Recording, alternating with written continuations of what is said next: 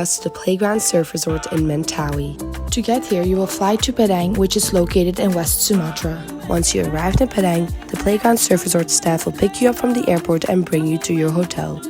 All transportation is included in your stay except for your flights. You will have to stay one night in Padang in order to catch the ferry to the Mentawai Islands the next morning. Your accommodation in Padang is not included, so book it in advance. You will be picked up for the ferry around 6 a.m. by playground staff. They will drop you off at the harbor and help you get on board. The surf tax of 2 million rupiah per person is also included in your stay.